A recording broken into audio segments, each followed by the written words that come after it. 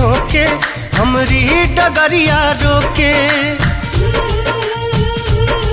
चंचल पुरवा के झोंके हमरी डगरिया रोके। हमका कई के इशारा बुलाए कोई, हमरे कानों में गीत गुनगुनाए कोई। हो हमरे कानों में गीत गुनगुनाए कोई।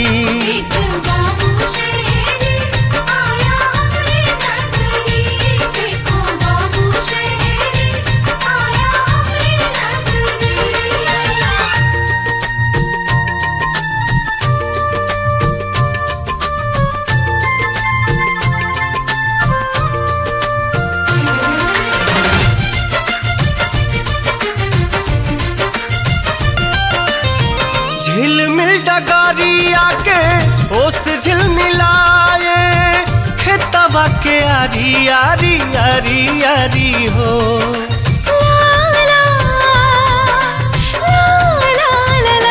हो झिलमिल डगरिया के ओस झिलमिलाए, खेतवा के आरी आरी कोई खिलखिलाए। हंस के जियारा पे जादू चलाए कोई, हमरे कानों में गीत गुनगुनाए कोई। हमरे कानों में गीत गुनगुनाए कोई।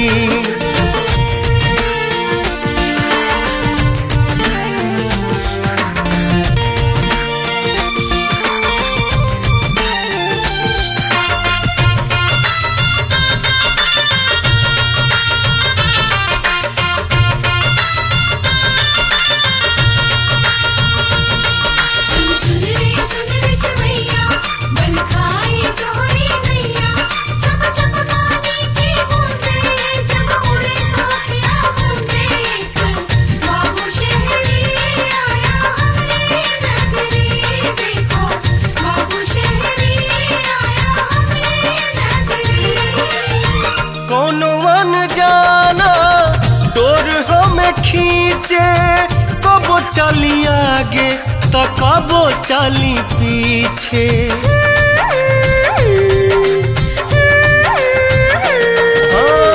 कौन जाना डोर हमें खींचे कबो चली आगे तो कबो चली पीछे।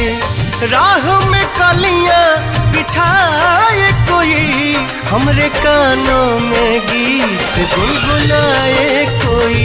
हो हमरे कानों में गीत गुनगुनाए